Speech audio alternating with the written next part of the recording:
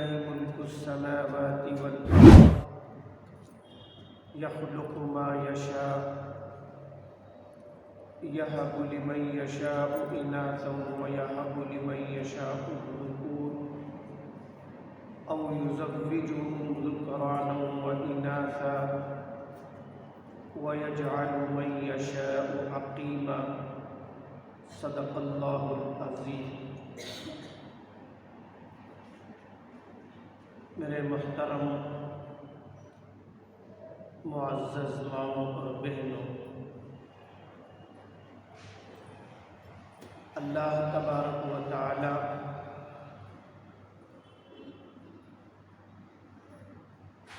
ہر چیز کے خالق اور مالک ہے۔ دنیا میں جتنی بھی چیزیں ہمیں نظر آتی ہیں اور وہ چیزیں جو ہمیں نظر نہیں آتی، جن کے ہونے پر ہمیں بھروسہ ہے،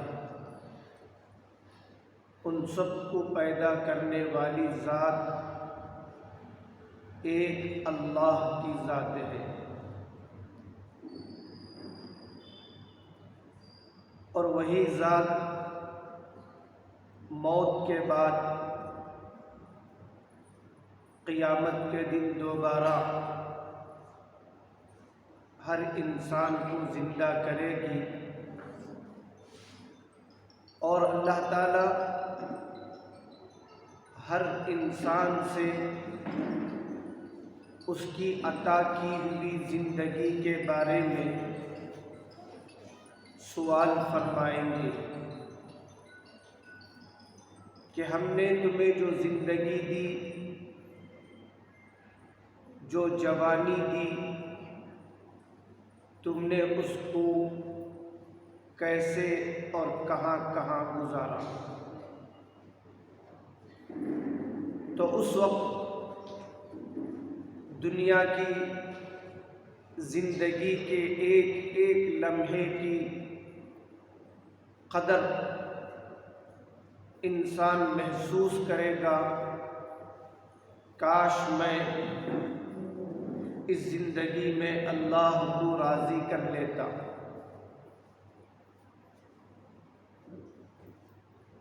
تو اللہ تعالیٰ جو زندگی مجھے اور آپ کو عطا کیے ہیں، یہ بہت قیمتی ہے۔ ایک ہی مرتبہ یہ زندگی ملی ہے، دوبارہ کسی کو یہ زندگی نہ ملے گی، نہ ملی ہے۔ اسی لیے اللہ تعالیٰ نے قرآن میں فرمایا، لا تغرنکم الحیات الدنیا، تمہیں دنیاوی زندگی اور دنیا کے ساز و سامان، یہاں کے محلات، یہاں کے باغات، یہاں کی چیزیں دھوکے میں نہ ڈالتے۔ تمہیں اللہ نے جو زندگی دی ہے وہ ایک امتحان کے لیے دی ہے۔ جیسا ہم دیکھتے ہیں بچوں پر امتحان کا زمانہ آ جاتا ہے تو نہ انہیں کھانے پینے کے دھیان رہتا ہے، نہ کھیل کود کا دھیان رہتا ہے، بس ایک ہی جنون رہتا ہے، کس طرح میں امتحان میں کامیاب ہو جاؤں۔ بعض اوقات بچے امتحان کے دنوں میں کھانا نہیں کھاتے، ماں باپ ان کو ظلم سے، زبردستی سے کھلاتے ہیں۔ بعض اوقات ایسا بھی ہوتا ہے بچوں کو کھانے کی فرصت نہیں ہوتی، ماں باپ انہیں کھلا کر پلا کر ان کی بھوک اور پیاس کو دور کرتے ہیں۔ تو یہ بڑی قیمتی زندگی ہے جو اللہ نے مجھے اور آپ کو دی، اور یہاں اللہ جو کچھ دے گا اس پر ہمیں راضی ہونا ہے، اور جو آدمی اللہ کی نعمتوں پر دین پر راضی ہوتا ہے اللہ پاک اس سے آگے بڑی بڑی نعمتیں اسے عطا کر دیتے ہیں۔ بعض اوقات ہمیں ایک چیز کی خواہش ہوتی ہے، وہ چیز ہمیں نہیں ملتی ہے، تو اللہ کی ذات سے مایوس نہیں ہونا چاہیے۔ اس کے نہ ملنے میں بھی ہمارے لیے خیر ہے، بھلائی ہے۔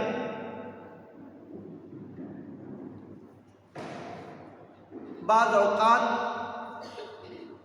انسان مایوس ہو جاتا ہے، میں دعا کرتا ہوں اللہ پاک میری دعا کو قبول نہیں کرتے۔ بعض اوقات لوگ اپنی زبان سے یہ بھی کہہ دیتے ہیں کہ اتنے سالوں سے میں دعا کر رہی ہوں، میرا دعا قبول نہیں ہو رہا۔ ضروری نہیں کہ یوں مانگے یوں عطا کر دی جائے، بلکہ اللہ پاک ہماری طلب کو، ہماری تڑپ کو، ہمارے یقین کو دیکھنا چاہتے ہیں۔ اور جب بندہ کامل یقین کے ساتھ اللہ سے مانگتا ہے اللہ پاک ضرور اسے دیر ہی صحیح وہ دولت عطا فرماتی ہے۔ اب علماء فرماتے ہیں، احادیث میں آتا ہے ہماری دعاؤں کے قبول نہ ہونے کا ایک سبب یہ بھی ہے، ہم زبان سے دعا تو مانگتے ہیں لیکن ہمارے توجہ اور خیالات دنیا میں اور دنیا کی چیزوں میں اور دنیا کے لوگوں میں لگے رہتے ہیں۔ صرف زبان ہلتی ہے، توجہ دعا پر نہیں ہوتی، اور چیزوں پر لگی رہتی ہے۔ اللہ پاک اسی دعا کو قبول فرماتے ہیں جو ذہن سے، توجہ سے، خشوع سے، خضوع سے، تڑپ سے، درد سے مانگا جائے۔ صرف زبان ہلانے کا نام دعا نہیں ہے، بلکہ طلب اور تڑپ کے ساتھ، یقین کے ساتھ، توجہ کے ساتھ مانگنے کا نام دعا ہے۔ اور ہم میں سے بہت کم ایسے بندیاں ہوگی جو اللہ سے تڑپ تڑپ کر دکھ درد کے ساتھ اللہ سے مانگتی۔ اللہ پاک ہمارے تڑپ کو، دکھ کو، درد کو دیکھتے ہیں، اور جس بندے کے اندر یہ زیادہ ہوتا ہے اللہ پاک اس کی دعا کو قبول فرماتے ہیں۔ علماء فرماتے ہیں حضرت موسیٰ علیہ السلام کے زمانے میں ایک آدمی دعا مانگ رہا تھا، لیکن اس کی دعا قبول نہیں ہو رہی تھی۔ حضرت موسیٰ علیہ السلام کو اس دعا مانگنے والے بندے پر بڑا رحم آیا۔ موسیٰ علیہ السلام بڑے رحم دل تھے، نرم دل تھے۔ اب حضرت موسیٰ علیہ السلام نے اللہ سے کہا کہ اے اللہ، اگر اس بندے کی ضرورت کو پورا کرنا میرے اختیار میں ہوتا، میرے بس میں ہوتا، تو میں اس کی دعا کو قبول کرتا اور اس کی ضرورت کو پوری کر دیتا۔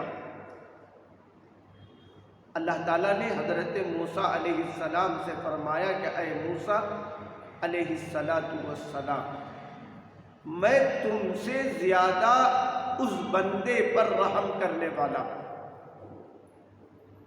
وہ بندہ دعا تو کر رہا ہے، زبان تو ہلا رہا ہے، لیکن اس کی توجہ، اس کا خیال اس کی بکریوں میں لگا ہوا ہے۔ اور ہم ایسی دعا کو قبول نہیں کرتے جو توجہ سے نہ مانگی جائے۔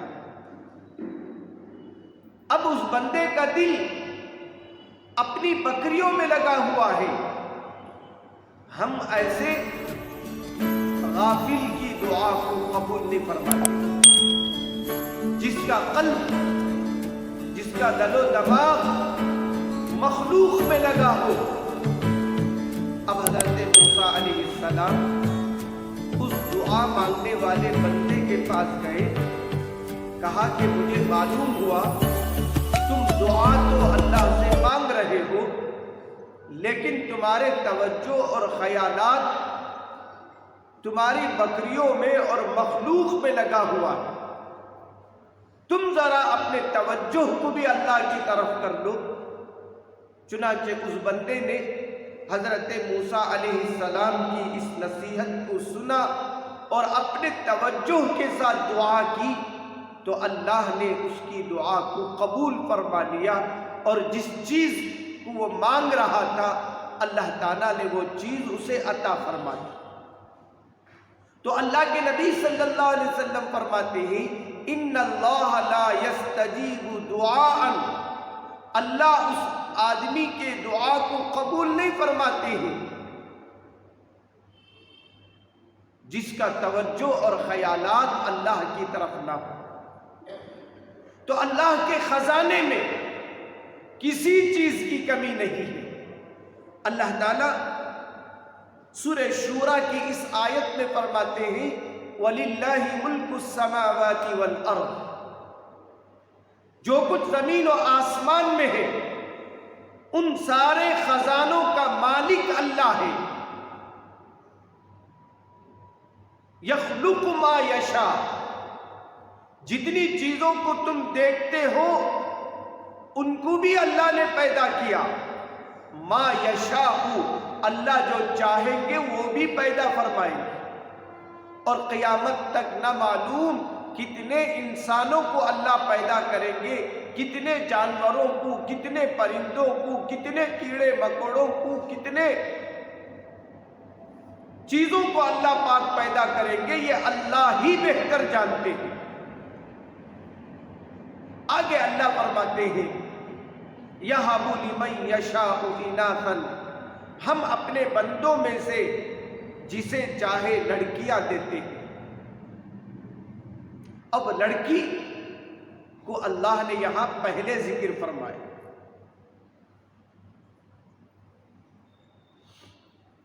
اللہ کے نبی صلی اللہ علیہ وسلم فرماتے ہیں برکت والی عورت وہ ہے جب اولاد جنے تو پہلے لڑکی جنے، اور لڑکی کی پیدائش پر اللہ کا سلام اس بندی کو اور اس بچی کے والد کو آتا ہے۔ آج معاشرہ ہم جانتے ہیں بیٹی کے پیدا ہونے پر مایوس ہو جاتا ہے، یہ اللہ پر کامل یقین نہ ہونے کا نتیجہ ہے۔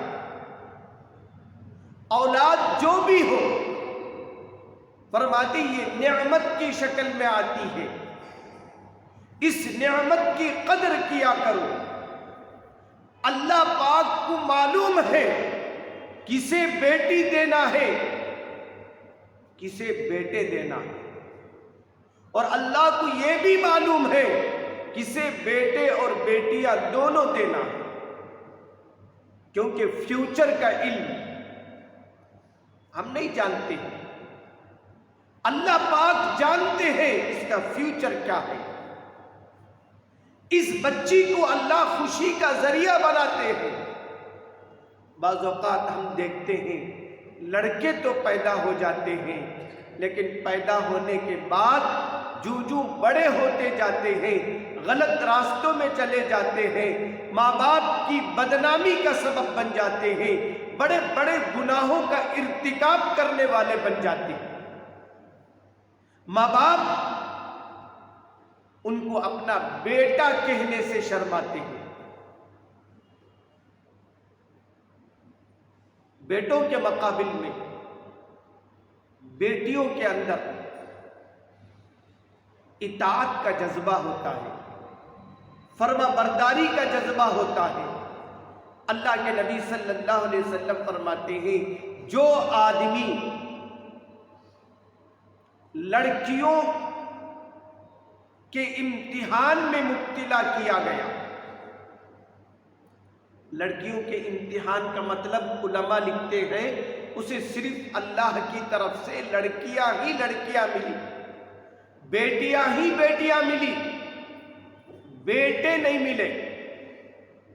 اللہ کے نبی صلی اللہ علیہ وسلم فرماتے ہیں، وہ بندی اللہ کے اس فیصلے پر راضی ہو کر اس بچی کو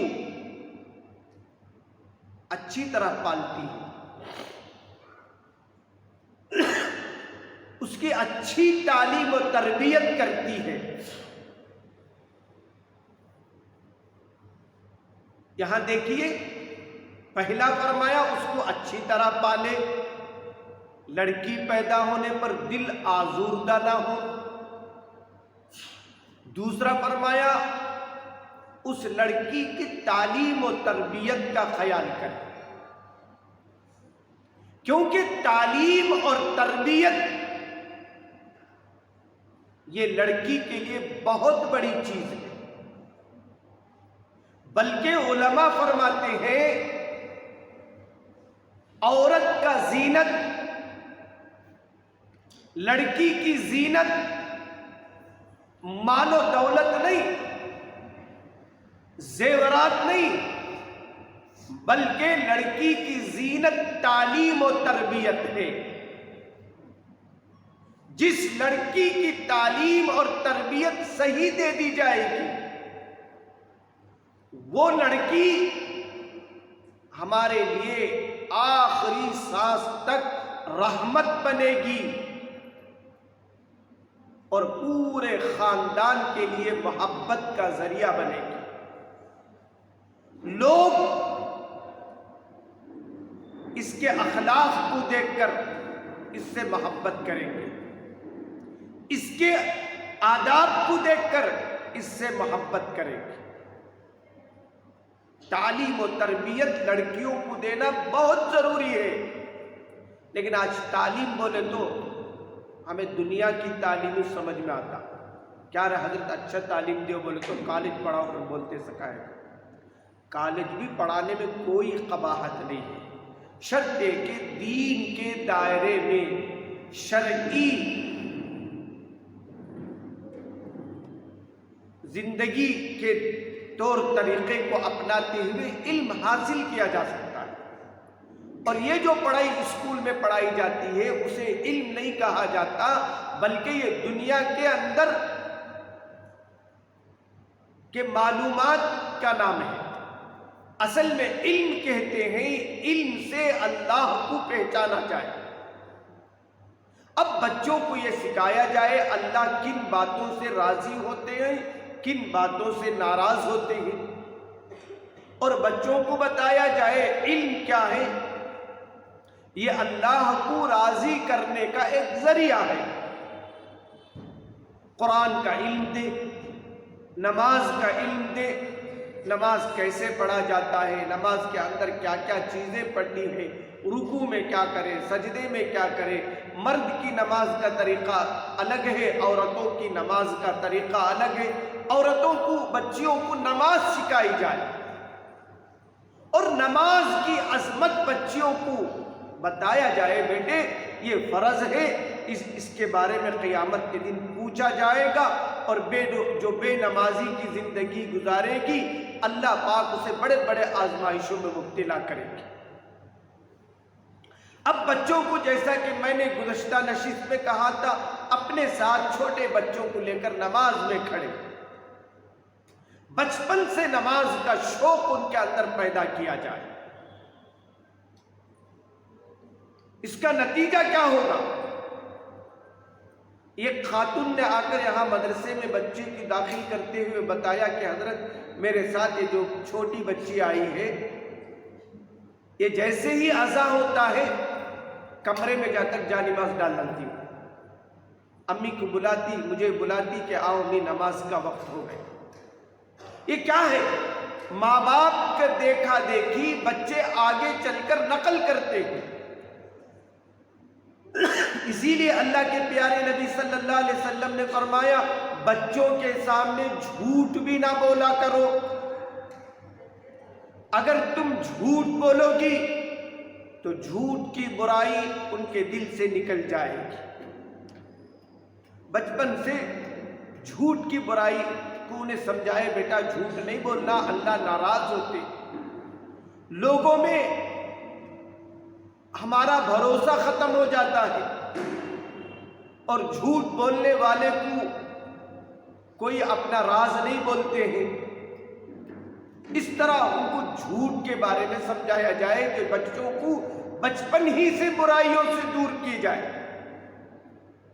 یہ غلط سوچے کہ بچے آگے بڑھتے بڑھتے یہ برائیاں سے ہٹ جائیں گے، بلکہ بچپن سے فرماتے ہیں کہ ان کو برائی کی برائی بتا دی جائے، اس کے نقصانات بتا دیے جائیں۔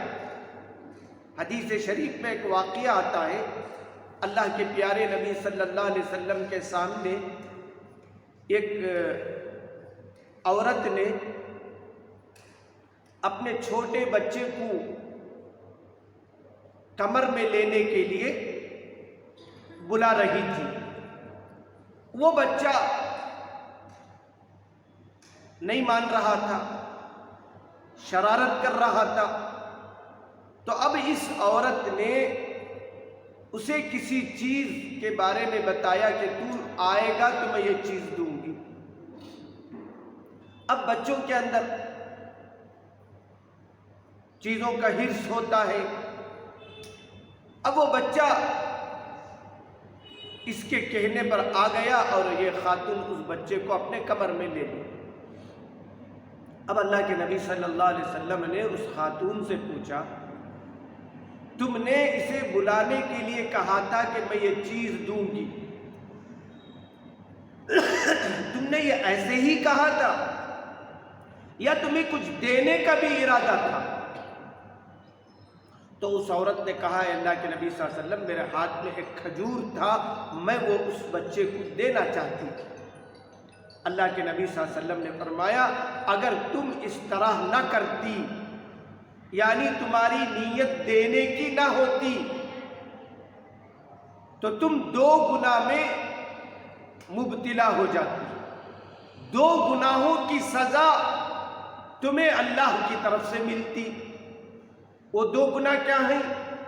ایک بچے سے جھوٹ کہنے کا، ایک بچے سے جھوٹ کہنے کا گناہ تمہارے نامہ اعمال میں لکھا جاتا، دوسرے اسے دھوکہ دینے کا گناہ تمہارے نامہ اعمال میں لکھا جاتا۔ اللہ کے پیارے نبی صلی اللہ علیہ وسلم نے بچوں کے سامنے جھوٹ کہنے سے منع کیا، کیونکہ جب یہ بری عادت انسان میں آ جاتی ہے تو پھر اس برائی کا چھوٹنا، اس گناہوں کے دلدل سے نکلنا انسان کے لیے آسان نہیں ہوتا ہے۔ اور بچپن کا زمانہ بڑا بہترین زمانہ ہوتا ہے، اس میں بچوں کے اندر اطاعت کا، باتوں کو ماننے کا جذبہ ہوتا ہے۔ بڑے حکمت سے، پیار سے اللہ کے نبی صلی اللہ علیہ وسلم نے فرمایا بچوں کو تعلیم دی جائے، ان کی تربیت کی جائے۔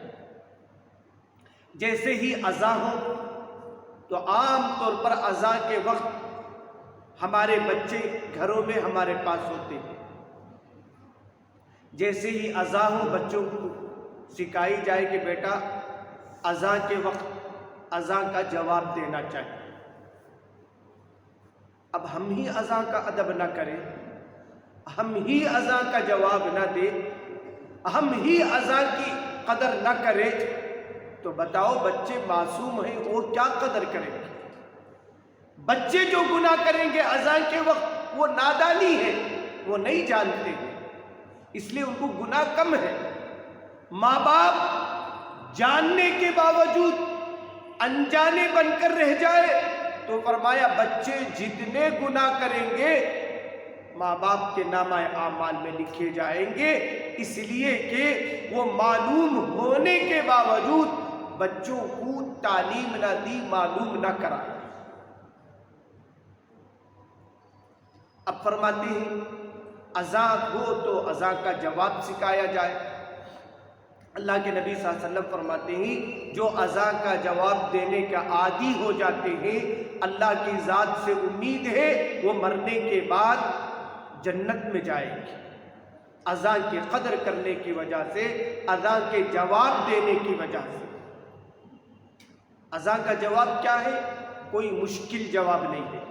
جب مؤذن اللہ اکبر کہے تو ہمیں بھی اللہ اکبر کہنا ہے۔ جب مؤذن اشہد ان لا الہ الا اللہ کہے تو ہمیں بھی اشہد ان لا الہ الا اللہ کہنا ہے۔ جب مؤذن اشہد ان محمد رسول اللہ کہتا ہے ہمیں بھی اشہد ان محمد رسول اللہ کہنا چاہیے۔ جب مؤذن حی علی الصلاۃ کہتا ہے تو اس کا ایک جواب بدلتا ہے، کیا ہے؟ جب مؤذن حی علی الصلاۃ کہے تو ہم لا حول ولا قوت الا باللہ کہیں۔ جب حی علی الفلاح کہے تو جواب میں لا حول ولا قوت الا باللہ کہیں۔ جب مؤذن اللہ اکبر کہے تو پھر ہم جواب میں اللہ اکبر کہیں گے۔ جب مؤذن لا الہ الا اللہ کہے ہمیں بھی جواب میں لا الہ الا اللہ کہنا۔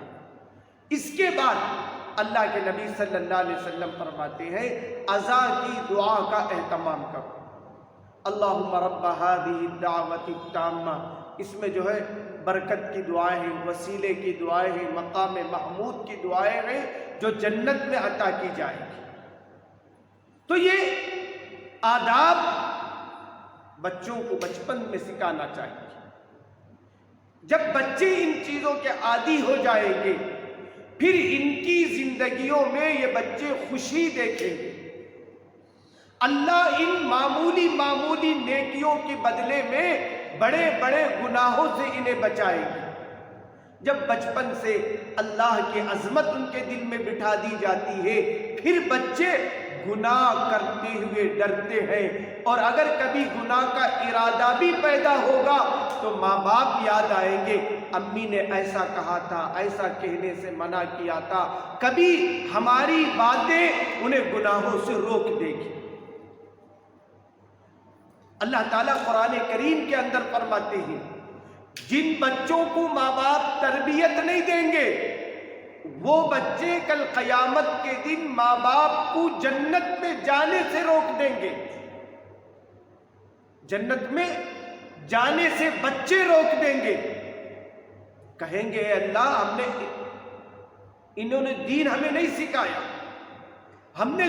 ہمیں دنیا میں جو کچھ انہوں نے سکھایا ہم نے سیکھا، اس پر عمل کیا، انہوں نے ہمیں دین نہیں سکھایا، تیری باتیں نہیں بتائی، تیرے نبی کی باتیں نہیں بتائی، اگر بتاتے تو ہم بھی عمل کر کے جنت میں داخل ہو جاتے۔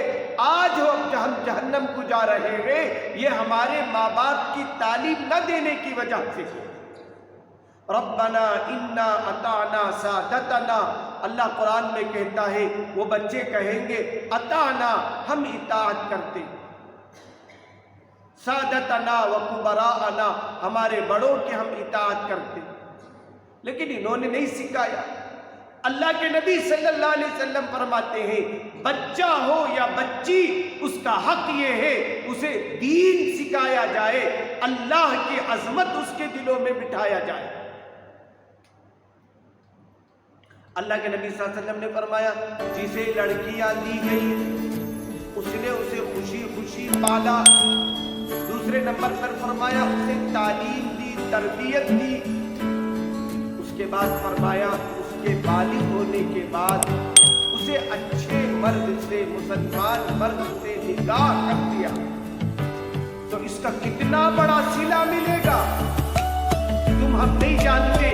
اللہ کے نبی صلی اللہ علیہ وسلم نے فرمایا جو اس طرح بچوں کو پرورش کی، ان کی تعلیم و تربیت کی اور پھر ان لڑکیوں کا اچھے مسلمان سے نکاح کر دیا تو اس کا بدلہ کیا ہے؟ اللہ کے نبی صلی اللہ علیہ وسلم نے فرمایا یہ لڑکیاں اس کے لیے جہنم کے آگ سے رکاوٹ بن جائے گی. یہ بچیاں جہنم کے آگ سے دوری کا سبب بن جائے گی. اللہ اکبر، کتنی بڑی فضیلت ہے ایک بچی کو پالنا، پھر اس کی تعلیم و تربیت کرنا، پھر اس کا نکاح کرنا. فرمایا جو کچھ اس درمیان اس نے خرچ کیا، اس نے خدمت کی، اللہ پاک اتنے اس سے راضی ہوں گے، جنت جیسی چیز ہمیشہ ہمیشہ کے لیے اسے دے دیں گے، جنت کی خوشیاں ہمیشہ کے لیے اسے مل جائے گی. دنیا تو وقتی چیز ہے. بعض اوقات ہم دیکھتے ہیں بچوں کی صحیح تربیت سے سسرال کا سارا گھرانہ خوش ہو جاتا ہے. ہمیں بچوں کے اندر خدمت کا جذبہ پیدا کرنا چاہیے. کبھی اللہ نے ساس اور سسر دیا تو ہمارے بڑے فرماتے ہیں ساس اور سسر کی بھی خدمت کیا کرو. کیوں؟ ساس اور سسر کی خدمت سے شوہر تم سے راضی اور خوش ہوگا. فرمایا جس کا شوہر جس سے راضی ہو جائے گا، خوش ہو جائے گا، اللہ تعالیٰ بھی اس بندی سے راضی اور خوش ہو جائے گا. ساس سسرے کی خدمت بہت بڑی نیکی ہے، اس لیے کہ انہی ساس سسر کے برکت سے اللہ نے ہمیں شوہر دیا ہے. اگر وہ ساس و سسر نہ ہوتے تو ہمارا شوہر ہمیں کہاں سے ملتا؟ اب بڑے بتلاتے ہیں، اس کا مطلب یہ نہیں کہ ساس اور سسر اگر ظلم کرے تو برداشت کر لیں. ساس سسر کی دل و جان سے خدمت کرنا ہے. جو ساس اور سسر ہیں انہیں بھی سوچنا ہے یہ ہم پر احسان کر رہی ہے. اللہ نے اس پر فرض اور واجب نہیں کیا ہے ہماری خدمت. اگر کرتی ہے تو اس کی دل سے قدر کرنا ہے. بیٹا تمہیں کھانا بنائے، ہمیں کھلاتے ہیں، اس سے ہمیں بڑی خوشی ہوتی ہے. 2 جملے فرمایا ہمارے گھر کو آباد رکھتی ہے. اگر ہم نے ان بچیوں کی قدر نہیں کی، ان کی خدمت پر ان کی تعریف نہیں کی تو پھر ہمارا گھر بگڑ جاتا ہے. بچہ بھی ہم سے دور چلا جاتا ہے، اس کی اولادیں بھی ہم سے دور ہو جاتی ہیں. اللہ کے نبی صلی اللہ علیہ وسلم نے فرمایا جو بھی تم پر جس قسم کا بھی احسان کرے اس کا بدلہ یہ ہے اس کی لوگوں کے سامنے تعریف کی جائے. اس سے کیا ہوتا؟ بچوں کے اندر بڑی خوشی ہوتی، ہمارے ساس ان کے پاس تعریف کرے، ان کے پاس تعریف کرے. تعریف سے انسان کو خوشی ہوتی ہے، طعنے سے انسان کا دل دکھتا ہے.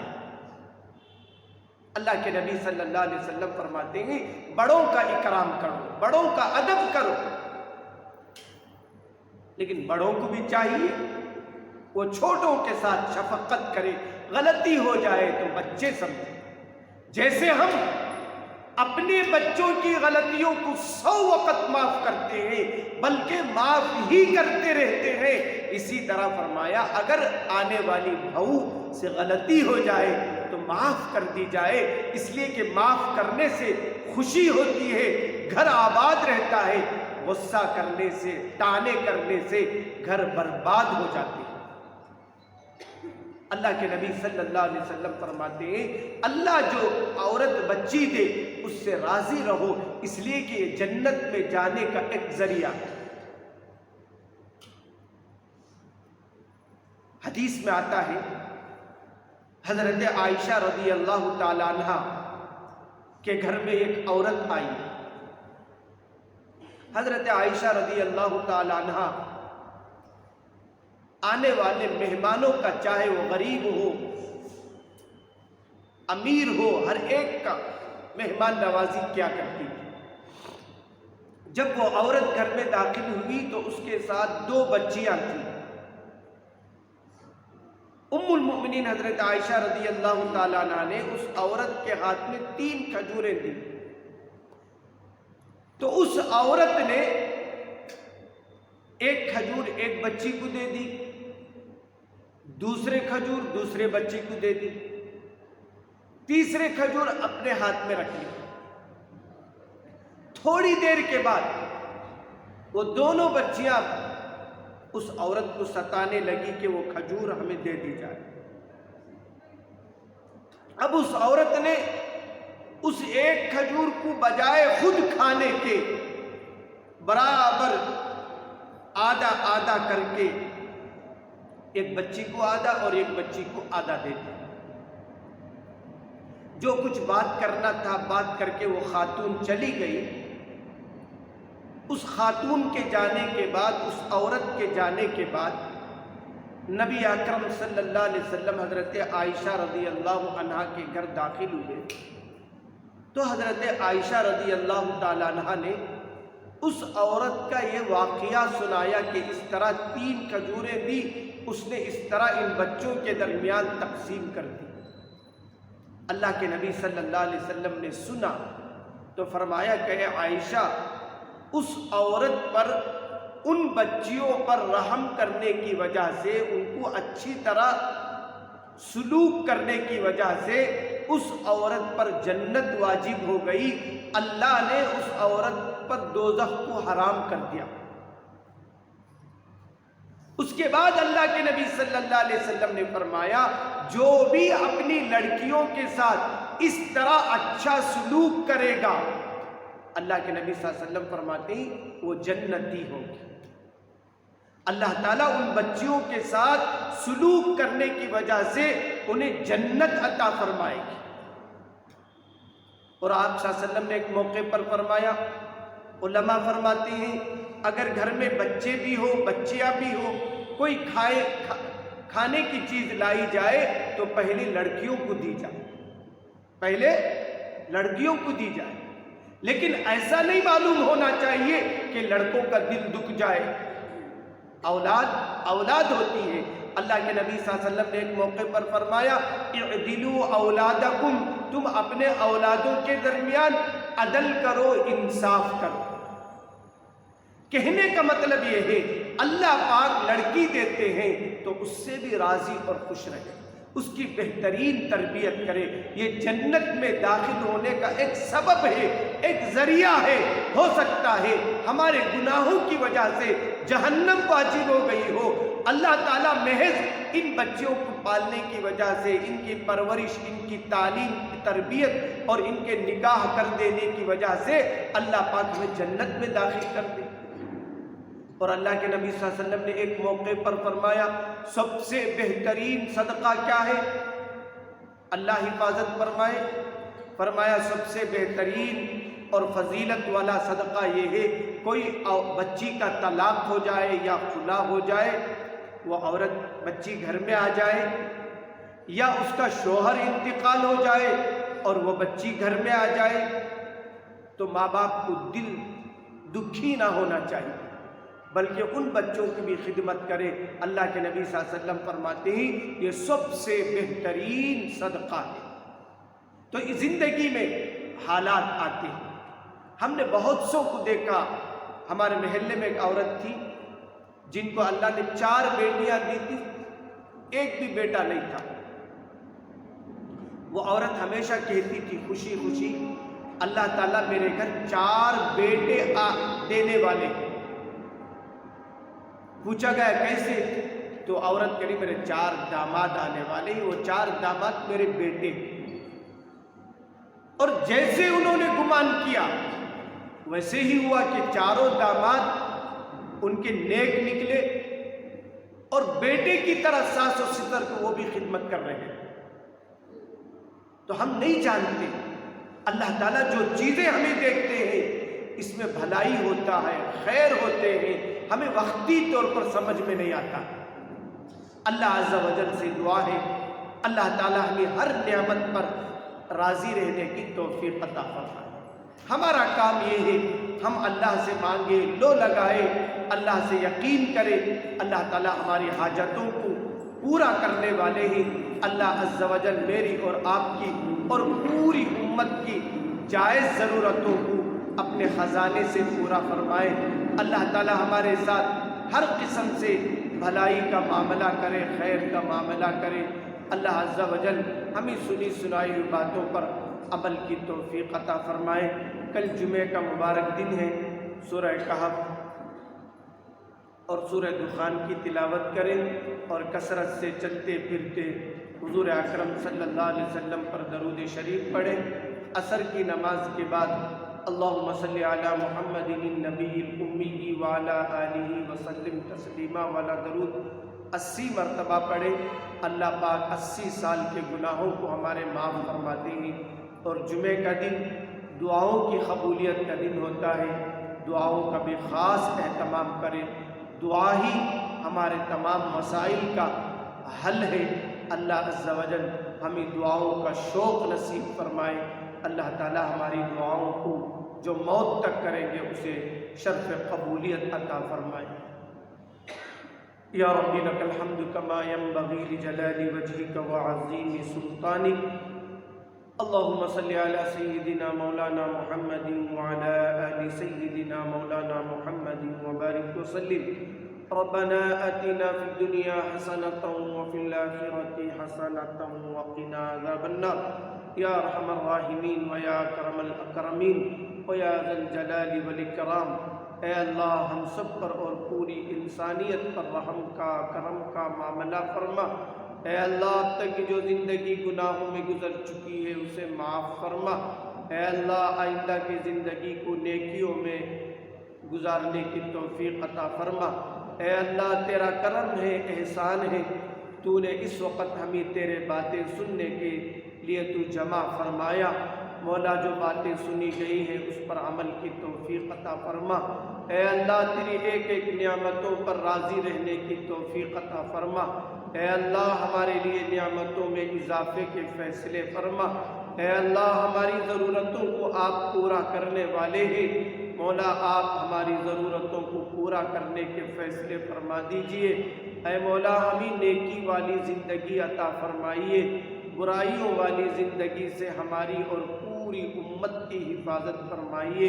اے اللہ ہمیں صحت عطا فرمائیے، اے اللہ ہمیں طاقت عطا فرمائیے، اے اللہ ہمیں حلال دولت نصیب فرمائیے، اے اللہ ہمیں ہمیشہ رہنے والی خوشیاں نصیب فرمائیے، اے اللہ ہماری بیماریوں کو دور فرمائیے، ہماری تنگیوں کو دور فرمائیے، ہماری پریشانیوں کو دور فرمائیے۔ اے اللہ ہمارے گھرانوں میں محبت عطا فرمائیے، اے اللہ نفرتوں سے، لڑائی جھگڑوں سے ہماری حفاظت فرمائیے۔ اے اللہ آپ اپنے ہر خیر سے ہمیں مالا مال کیجئے، اے اللہ ہر برائی سے، ہر فتنے سے اے اللہ ہمیں بچا لیجئے۔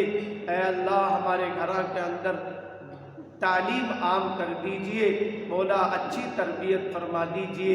اے اللہ ہمارے گھروں میں جو جن کو زیادہ غصہ آتا ہے مولا ان کے غصے سے گھر والوں کی حفاظت فرمائیے۔ اے اللہ ہمیں بھی خواہ مخواہ غصہ کرنے سے بچا لیجئے۔ اے اللہ غصے سے زبان گندی ہو جاتی ہے، زندگیاں بگڑ جاتی ہیں، رشتہ داریاں ٹوٹ جاتی ہیں، رحمت کے فرشتے دور ہو جاتے ہیں۔ اے اللہ ہمارے مزاج میں نرمی عطا فرمائیے، اے اللہ ہماری مزاج میں عاجزی عطا فرمائیے، ہمارے مزاج میں اچھے اخلاق عطا فرمائیے، ہماری زبان کو اے اللہ بہتر بنا دیجئے۔ اے اللہ ہماری زبان کو گندا ہونے سے حفاظت فرما لیجئے۔ اے اللہ آج پورے کا پورا گھرانہ پریشانیوں میں مبتلا ہے، ہر ایک کوئی نہ کوئی پریشانی میں مبتلا ہے، مولا ہم تیری طرف ہاتھ پھیلائے ہیں، مولا اس امید سے ہاتھ پھیلائے ہیں آپ ہماری پریشانیوں کو دور کرنے والے ہیں، مولا ہم میں سے ہر ایک کی پریشانی کو دور فرما دیجئے۔ اے اللہ یہ زندگی میں برکت عطا فرمائیے، اے اللہ زندگی میں برکت عطا فرمائیے، زندگی میں خوشی عطا فرمائیے، اولادوں کا خوشی نصیب فرمائیے، شوہر کی خوشی نصیب فرمائیے، اے اللہ بھائی بہنوں کی خوشیاں عطا فرما دیجئے۔ اے مولا ہمیں لوگوں کے دکھ درد میں کام آنے کی توفیق عطا فرمائیے۔ اے اللہ دکھ درد میں کام آنا تیرے نیک بندوں کی صفت ہے، تیرے نیک بندوں کی عادتیں ہیں۔ مولا ہمیں ہر ایک کا کام آنے کی توفیق عطا فرمائیے، ہر ایک کی خدمت کا جذبہ عطا فرمائیے۔ اے اللہ ہمارے گھروں میں جتنے بڑے ہیں، اے اللہ صحت کے ساتھ ان کی عمر میں برکت عطا فرمائیے۔ اے اللہ ان کی دعائیں ہمارے لیے مقدر فرمائیے۔ اے اللہ ہمارے جو بچے پڑھ رہے ہیں، اے اللہ ان کو دنیا اور آخرت کی بہترین تعلیم دی دیجیے۔ اے اللہ ان کے زندگی کو آگے خوشیوں سے معطر فرما دیجئے۔ اے اللہ ہمارے بچوں کو برائی سے بچا لیجئے، انہیں نیک جوڑے عطا فرمائیے، انہیں برکت والی روزی عطا فرمائیے۔ اے اللہ انہیں دین پر چلنے والا بنا دیجئے۔ اے اللہ جتنے حالات دنیا میں خراب ہیں یہ ہمارے اعمال کی وجہ سے ہیں، اے اللہ ان حالات کو بھی درست فرما۔ اے اللہ ہماری اے اللہ عادتوں کو بھی درست فرما۔ اے اللہ جو آج جمعہ کی رات ہے، دعاؤں کی قبولیت کی رات ہے، اے اللہ یہ اتنا بڑا خواتین کا مجمع تیرے در پہ ہاتھ پھیلایا ہوا ہے، مولا آپ دعاؤں کو قبول فرماتے ہیں، یہ آپ کا وعدہ ہے، آپ کا اعلان ہے۔ اے اللہ ہم تو اے اللہ وعدہ خلاف ہیں، اے اللہ ہم اپنے قول میں جھوٹے ہو سکتے ہیں، اے اللہ تو اپنے وعدے میں سچا ہے، اپنے قول میں پکا ہے، اے اللہ ہم بھکاری ہیں، اے اللہ ہماری ضرورتیں آپ ہی پورا کر سکتے ہیں، اے اللہ ہم دل سے توجہ سے تجھ سے مانگتے ہیں، اے اللہ ہماری ضرورتوں کو پورا کر دیجئے۔ اے اللہ بار بار تیری باتوں کو سننے کی توفیق عطا فرمائیے، عمل کی توفیق عطا فرمائیے۔ اے اللہ جہاں جہاں تک عورتیں ہیں مولا ان کے اندر اے اللہ دین کی تڑپ پیدا کر دیجئے، اے اللہ دین کی تڑپ پیدا کر دیجئے۔ اے اللہ دنیا میں جتنے مسلمانوں کے خلاف سازشیں ہو رہی ہیں ان سازشوں سے مسلمانوں کو بچا لیجئے۔ اے اللہ ہم سب کو عزت والی زندگی عطا فرمائیے، عزت والی موت عطا فرمائیے۔ آپ کے بہت سے بندے اور بندیوں نے دعاؤں سے کی درخواست کی ہے، اے اللہ ہم ان کی حاجتوں کو آپ کے سامنے رکھتے ہیں، اے اللہ ان سب کے اور ہماری حاجتوں کو پورا فرمائیے، پریشانیوں سے حفاظت فرمائیے۔ اے اللہ جو بچیاں شادی کے قابل ہیں نیک جوڑے عطا فرمائیے۔ اے اللہ جن جن کی نکاحیں طے ہو چکی ہیں ان کے لیے نکاح آسان فرما دیجئے۔ اے اللہ ہر ایک کا اچھا چاہنے کی توفیق عطا فرمائیے۔ اے اللہ کسی کا برا چاہنے سے اور برا ہونے سے حفاظت فرما لیجئے۔ اے اللہ اس دعا کو محض اپنے لطف و کرم سے حضور اکرم صلی اللہ علیہ وسلم کے صدقے میں قبول فرمائیے۔ وصلی اللہ تعالی علی خیر خلقہ محمد وآلہ واصحابہ اجمعین برحمتک یا ارحم الراحمین والحمد للہ رب العالمین۔